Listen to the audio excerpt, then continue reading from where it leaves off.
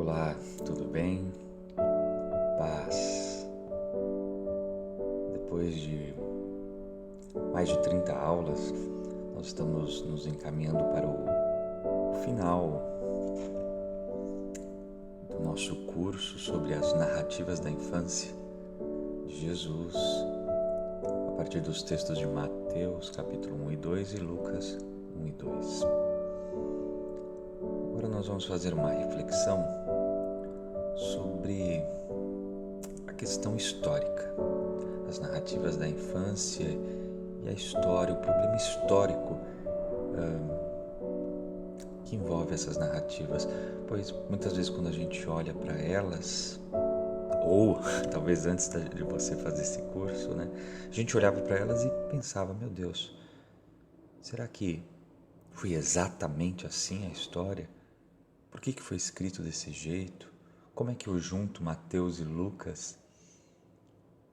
Hoje você já consegue enxergar os fatos descritos, ou melhor ainda, a teologia do texto de maneira diferente. Mas ainda se coloca para nós essa questão do dado histórico, que já pincelamos em algumas das aulas. Vamos à frente? Vamos juntos?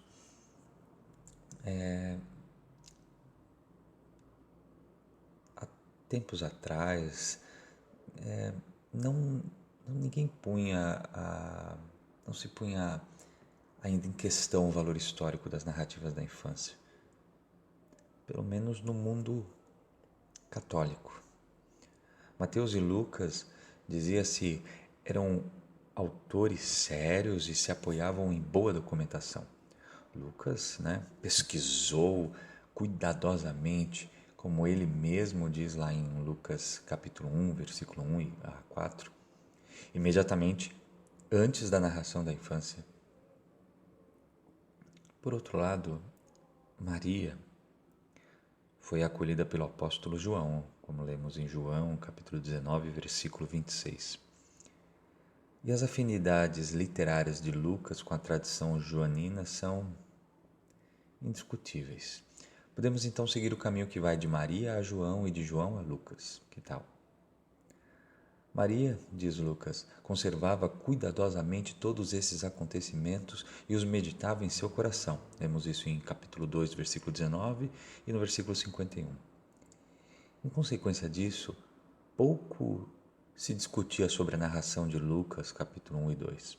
Embora o texto de Mateus 1 e 2 já desse mais motivos a dúvidas, concorda?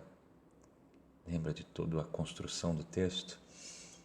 Então, a batalha histórica de feição um tanto apologética limitava-se principalmente aos seguintes setores.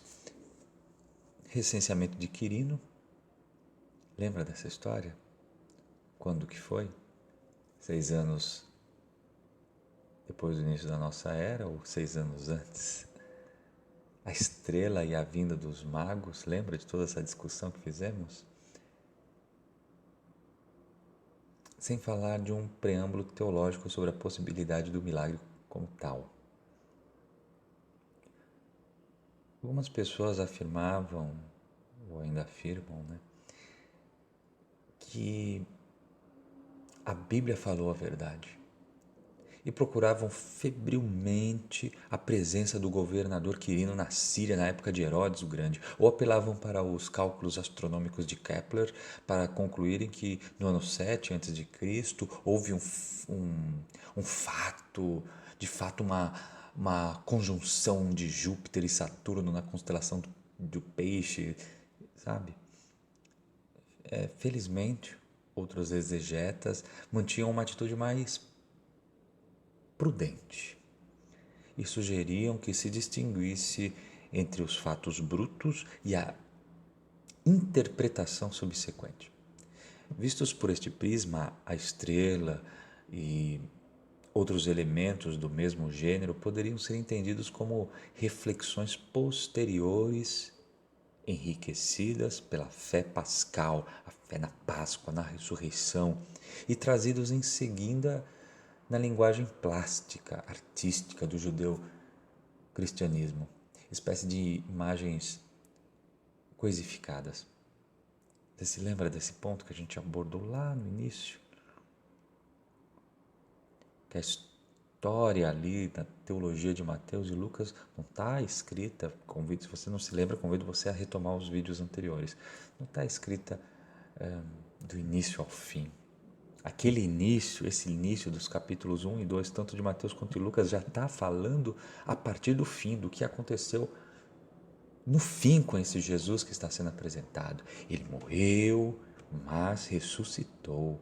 Por isso que ele ali, nos capítulos 1 e 2, já tem toda a glória, todos os títulos divinos.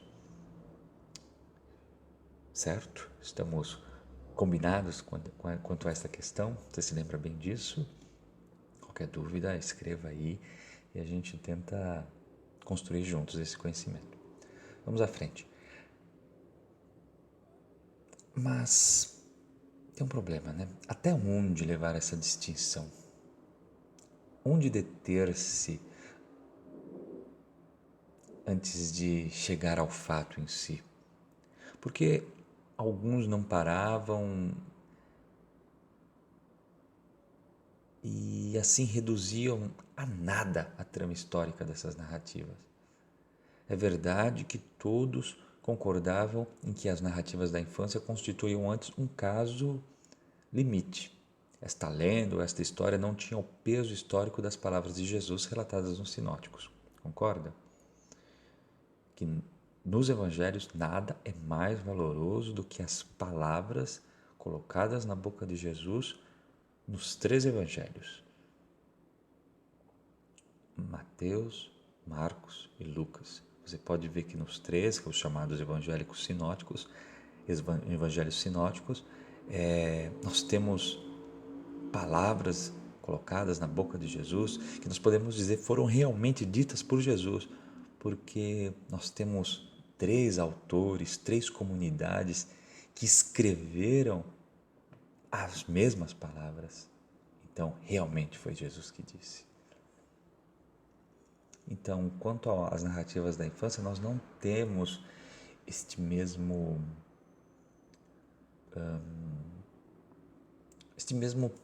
poder de convencimento, esta mesma certeza, este mesmo peso histórico, melhor dizendo. Concorda? Há muito mais peso histórico nas palavras repetidas por Jesus que nós encontramos nos 3 evangelhos. Mas, e nem por isso estamos diminuindo os textos. E podemos lembrar aqui também de outras pessoas que se opunham a essas conclusões aparentemente demolidoras, apelando para uma espécie de história da salvação. A expressão é até de origem protestante.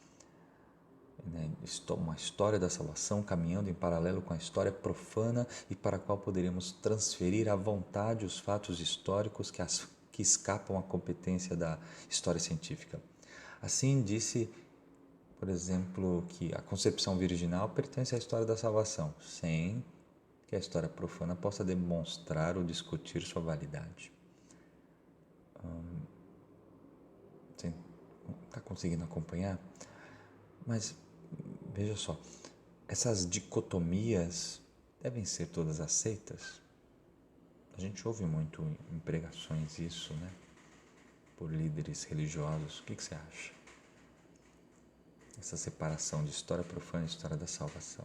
A distinção entre história da salvação e história profana não tem também seus inconvenientes? É válida a distinção entre o acontecimento e sua interpretação, já que o acontecido só se torna acontecimento pela interpretação que o integra no mundo de nossa compreensão?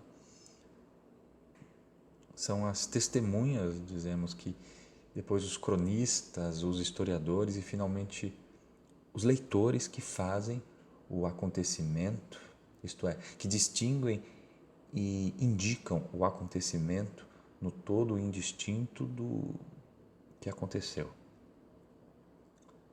Em boa teologia bíblica, dar nome é criar. Não existe acontecimento sem interpretação. E inversamente também é verdade. Estaria muito iludida a exegese que pretendesse separar os fatos de suas interpretações. Nessas condições, como colocar o problema histórico? Ou melhor, o que é interpretar a história? Como você percebe, a questão não é tão simples, é vasta, ultrapassa até os limites aqui da nossa ideia, que é estudar esses capítulos do Evangelho. Já entramos aí numa discussão até de história, filosofia e interpretação bíblica. Digamos apenas como praticamos, de certa forma, a função de historiador no quadro reduzido das narrações da infância. Questão meio difícil, né? Vamos parar por aqui e a gente continua daqui a pouco. Pode ser? Ou ficou muito difícil? Não é simples, né, o que a gente está querendo apontar. Mas vamos continuar. A paz.